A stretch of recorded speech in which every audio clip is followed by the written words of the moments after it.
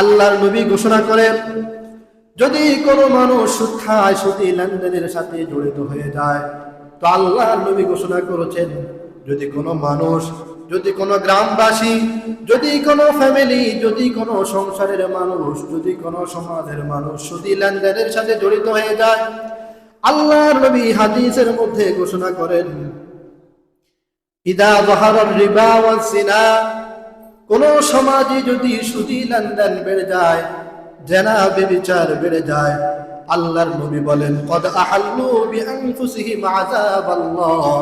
উম্মত, যে সমাজের মধ্যে, যেই সংসারে, যেই বাড়িতে সুদী লেনদেন বেড়ে যাবে, আল্লাহর নবী বলেন, তারা আল্লাহ রব্বুল আলামিনের আযাবকে তারা উপর থেকে টেনে নিয়ে আসে।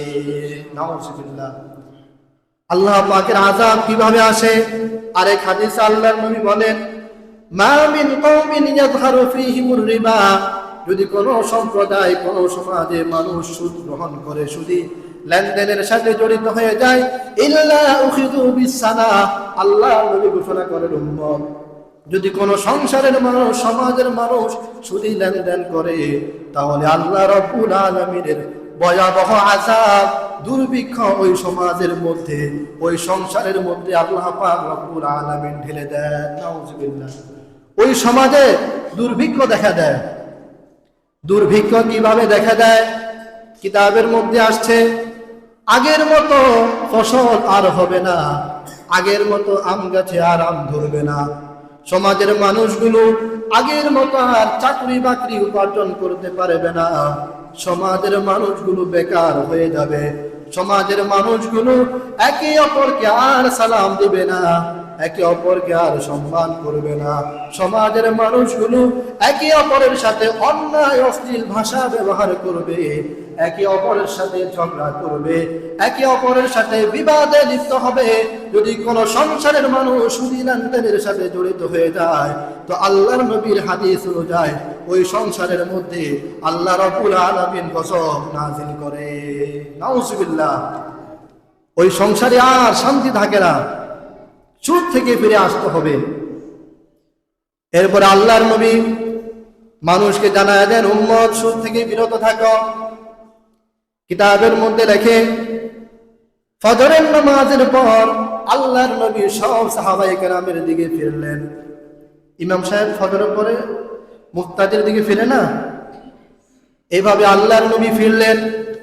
নবীজি সাহাবায়ে কেরামকে ডাক দিয়া বললেন, ও সাহাবায়ে কেরাম, আজকে রাত্রে আমি ঘুমিয়েছিলাম, ঘুমের মধ্যে দেখি দুইজন ফেরেশতা এসে আমার এক হাত ধরলো, আরেক ফেরেশতা আমার আরেক হাত ধরলো। দুইজন ফেরেশতা আমাকে নিয়ে গেল উপরে, তারা এবার আমাকে নিয়ে গেল জাহান্নামে। জাহান্নামে গিয়ে দেখি একটা মানুষ রক্তের নদীতে সাঁতরায়, মাঝখান থেকে সাঁতরাতে সাঁতরাতে কিনারে যখন আসে, আল্লাহ রাব্বুল আলামিনের ফেরেশতারা বড় পাথর দিয়ে তাকে নিক্ষেপ করে।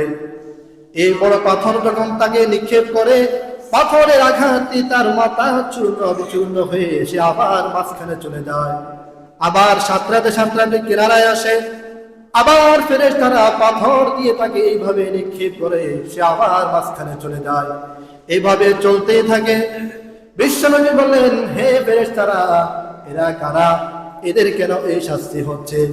ফেরেশতারা ডাক দিয়া বলে, ইয়া রাসূলুল্লাহ, ইয়া হাবিবাল্লাহ, ওগো আল্লাহর নবী, ওগো বিশ্ব নবী গো, এরা আপনার ওই সমস্ত উম্মত যারা এই পৃথিবীর জমিনে সুদ খেত, সুদী লেনদেনের সাথে যারা জড়িত ছিল, এই জন্য আল্লাহ রাব্বুল আলামিন তাদেরকে এই শাস্তি দিয়েছেন। কিয়ামত পর্যন্ত তাদের এই শাস্তি চলমান থাকবে। নাউযুবিল্লাহ। আরেক হাদিসে আল্লাহর নবী বলেন, ফেরেশতারা আমাকে ঊর্ধ্ব আকাশে নিয়ে গেল, এরপরে তারা আমাকে জাহান্নামে নিয়ে গেল। জাহান্নামে যাওয়ার পর আমি দেখি বুতুনুহুম কাল বুয়ুত, জাহান্নামী মানুষ, অনেকগুলো মানুষ দেখা যায় যাদের পেটগুলি বড় বড় একটা ঘরের মতো, বড় ঘরের মতো যাদের পেট। আল্লাহর নবী বলেন, খারিজুম আল হাইয়াত, আমি তাকিয়ে দেখি তাদের পেটের মধ্যে সাপ দৌড়াদৌড়ি করে। পেট আর এতটুকু পেট না, পেটটা অনেক বড় ঘরের মতো। নবী বলেন, মান হাউলাই, ফেরেশতারা এরা কারা যাদের পেট এত বড় হয়ে গেল, পেটের মধ্যে সাপ দৌড়াদৌড়ি করতেছে।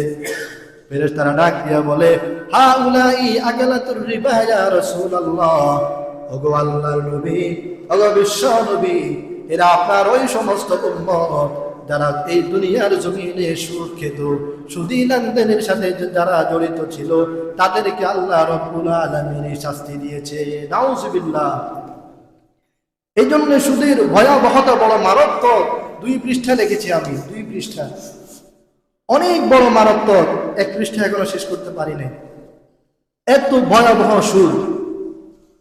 আল্লাহর নবী এক ঐতিহাসিক হাদিসে ঘোষণা করেন, লাআনা রাসূলুল্লাহ সাল্লাল্লাহু আলাইহি ওয়াসাল্লাম আকুলুর রিবা ওয়া মুকিলাহু ওয়া কাতিবাহু ওয়া শাহিদাই। আল্লাহর নবী বলেন, আমি তাদেরকে লানত করছি আর আল্লাহ রাব্বুল আলামিন তাদেরকে লানত করে যারা সুদ দেয়, যারা সুদ গ্রহণ করে, যারা সুদী কারবারের লেনদেনে লিখে, আর যারা সুদী কারবারের সাক্ষী হয়। এই 4 শ্রেণীর মানুষকে আল্লাহর রাসূল লানত করেন, আল্লাহ রাব্বুল আলামিন লানত করেন। নাউজুবিল্লাহ। সুদ ইসলামে হারাম, নিষিদ্ধ। কিয়ামতের 1 সেকেন্ড আগেও সুদ হালাল হবে না। কুকুর খাওয়া হালাল না হারাম? শুকর খাওয়া হালাল না হারাম? হারাম। মানুষ খায়? খায় না। কেন খায় না? হারাম, খাবে না। এই কুকুরের চাইতেও নিকৃষ্ট হচ্ছে সুদ।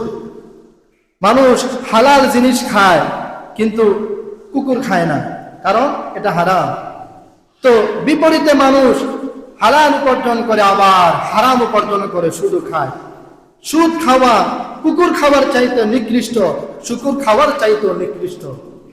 ভয়াবহ মারাত্মক গুনাহ পবিত্র কোরআনে এসেছে। এই জন্যে সুদ খাওয়া যাবে না। তো মানুষ বলবে, তাহলে আমরা কি করব? তো পবিত্র কোরআন বলে, আহাল্লাল্লাহুল বাই'a ওয়া হারামার রিবা, সুদ ছেড়ে দিয়ে তোমরা ব্যবসা করো। কি করো? ব্যবসা করো। সুদে লেনদেন করবে না।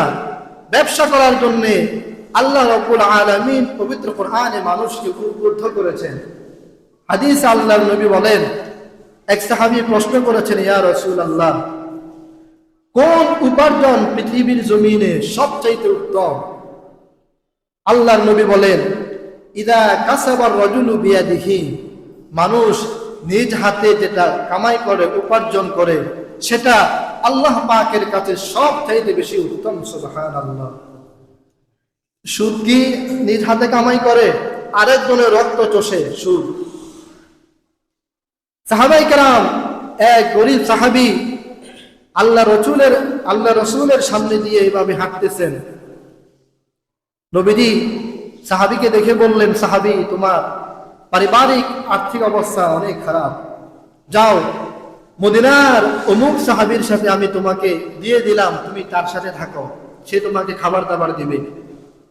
সাহাবী মদিনার সাহাবীর কাছে গেলেন, গিয়ে মদিনার সাহাবীকে বললেন, আমার তো আর্থিক অবস্থা অনেক খারাপ।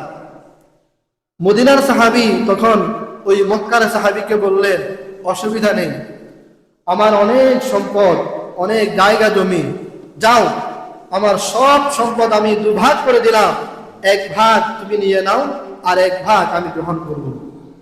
মক্কার সাহাবী বললেন, না, এটা আমি করব না, এটা আমি নিব না। বলে, তাহলে তুমি কি নিবে? বলে, আমি তোমার ওই জায়গা, ওই সম্পদ আমি নিব না, তুমি আমাকে কিছু টাকা দাও, ওই টাকা দিয়ে আমি ব্যবসা করব। কি করব? ব্যবসা করব। তখন মদিনার সাহাবী তাকে কিছু টাকা ধার দিলেন, আর সে ওই টাকা দিয়ে ব্যবসা করলো।